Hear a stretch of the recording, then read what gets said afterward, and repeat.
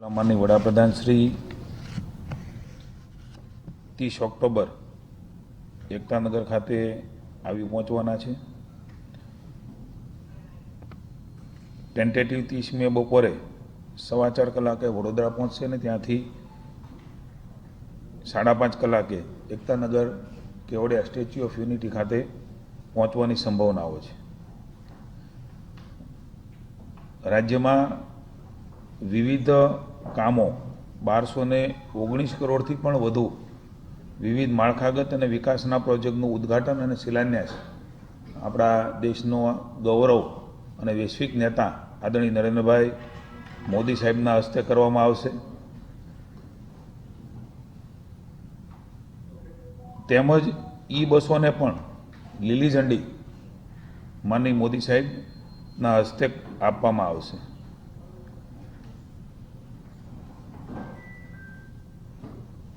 એ ઉપરાંત સરદાર 150મી જન્મજયંતિની ઉપલબ્ધિમાં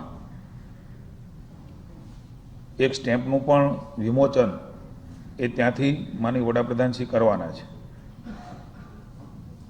અલગ અલગ પ્રકારે કામો ઉપરાંત 367 કરોડના ખર્ચે નિર્માણ થનારા the museum of royal Kingdom of ઇન્ડિયાના ખાતમુહૂર્ત પણ ત્યાંથી થવાના છે। એટલે 700 કરોડથી પણ વધારે રકમના ખાતમુહૂર્ત તેમજ સાથે સાથે ભગવાન બિરસા મુંડા આદિવાસીઓના ભગવાન તરીકે જેમની પૂજા થાય છે એના નામ સાથે જોડાયેલા 303 કરોડના ખર્ચે નિર્મિત બિરસા મુંડા ભવનનું ઉદ્ઘાટન પણ ત્યાંથી થશે। એમ કુલ મળીને કરોડો રૂપિયાના ખર્ચે થનાર ખાતમુહૂર્ત પણ અને લોકાર્પણ થવાના છે। 31 ઓક્ટોબરે માનનીય નરેન્દ્રભાઈ આપણા વડાપ્રધાન શ્રી સરદાર સાહેબની પ્રતિમાને પુષ્પાંજલિ અર્પણ કરી ભાવવંદના કરશે। એકતાનગર ખાતે ભારત પર્વ અંતર્ગત ડેમ વ્યૂ પોઈન્ટ 1 ખાતે થનારી સાયક્લોથોન ઇવેન્ટનું કર્ટન રેઝર પણ લોન્ચ કરશે। 16 નવેમ્બરે ભારત અને ગુજરાતના વિશેષ મહાનુભાવો સાથે સાયકલિંગ ફન રાઇડ અને 17 નવેમ્બરે ગુજરાત સરકારના રમતગમત વિભાગના સહયોગથી સાયક્લોથોનનું સ્પર્ધાનું આયોજન કરવામાં આવ્યું છે। આ સ્પર્ધામાંથી દેશના અનેક સાયકલ ચાલકો એ સહભાગીદાર થવાના છે। જે પ્રકારે પ્રજાસત્તાક દિવસે જે પરેડ જે પેટર્નથી યોજાય છે, રાષ્ટ્રીય એકતા દિવસ સરદાર વલ્લભભાઈ પટેલની જન્મજયંતિ એકતા દિવસ તરીકેની ઉજવણી પણ માનનીય વડાપ્રધાનશ્રીએ શરૂઆત કરી। એ દિવસે એકતાનગર ખાતે સૌપ્રથમવાર ભવ્ય મૂવિંગ પરેડનું આયોજન જે 26મી જાન્યુઆરીએ દિલ્હી ખાતે થતું હોય છે, એ જ પ્રકારનું સૌપ્રથમવાર પહેલીવાર મૂવિંગ પરેડનું આયોજન એ ત્યાં આપણા કેવડિયા એકતાનગર ખાતે થવાનું છે।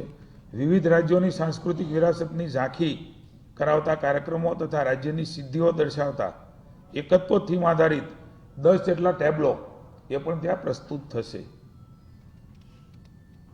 રાષ્ટ્રીય એકતા દિવસની આ પરેડમાં BSF, CISF, ITBP, CRPF, SSB, Jammu and Kashmir, Punjab, Assam, Tripura, Odisha, Chhattisgarh, Kerala, Andhra Pradesh, Maharashtra, Madhya Pradesh અને NCC મળીને કુલ 16 કન્ટિજન્ટ સહભાગીદાર થવાના છે। ખાસ કરીને ઓપરેશન સિંદૂરના BSFના 16 પદક વિજેતા અને CRPFના 5 શૌર્ય ચક્ર વિજેતા બહાદુર જવાનો પણ આ પરેડમાં ખુલ્લી જીપ્સીમાં જોડાવાના છે। આ પરેડનું નેતૃત્વ વિવિધ રંગબેરંગી વેશભૂષા અને અલગ અલગ વાજિંત્રો સાથે હોલ્ડરિંગ ટીમના 100 જેટલા સદસ્યો દ્વારા એક ભવ્ય કાર્યક્રમ પણ ત્યાં થવાનો છે। દર વર્ષે રાષ્ટ્રીય એકતા દિવસના ઉપલક્ષમાં આપ સૌના ધ્યાનમાં છે પ્રમાણે કેન્દ્ર સરકારના department of personal and training દ્વારા આરંભ કાર્યક્રમનું આયોજન એકતાનગર ખાતે થતું હોય છે। 17 પ્રકારના સિવિલ સેવાના તાલીમાર્થીઓ 600 60 જેટલા પ્રશિક્ષિતાઓ પણ આમાં ભાગ લેશે ને માની વડાપ્રધાનશ્રી એ પ્રારંભ કરાવશે અને તાલીમાર્થી સંબંધિત અધિકારીઓને પ્રેરક માર્ગદર્શન આપવાના છે. માની વડાપ્રધાનશ્રી ગુજરાતમાં આવે છે ત્યારે ખાસ કરીને સરદાર વલ્લભભાઈ પટેલની જન્મજયંતિ, જેણે વિશ્વને એમના કદ પ્રમાણેનું સ્ટેચ્યુ એ અર્પિત કર્યું છે, ત્યારે એ દિવસ આપણા સૌ માટે વિશિષ્ટ ઉજવણીનો દિવસ સમગ્ર દેશ માટે અને સમગ્ર વિશ્વ માટે બની રહેવાનો છે. આજે કેબિનેટની બેઠકમાં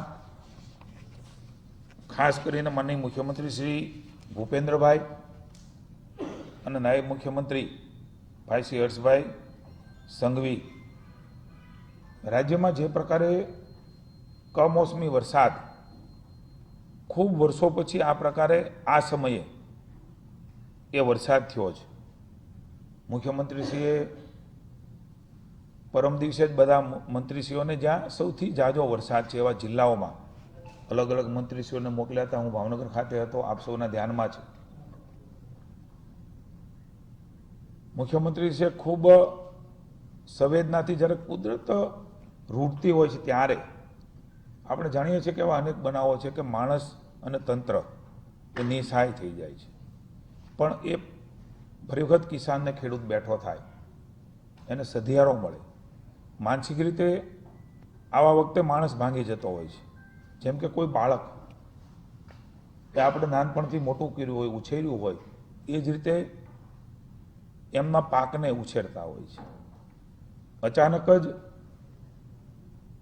એ બાળક જતું રહે જીવનમાંથી તો કેટલી મુશ્કેલી આવે એ સૌ જાણીએ છીએ. એ જ પ્રકારે સંવેદનાથી માનનીય મુખ્યમંત્રીશ્રીએ પણ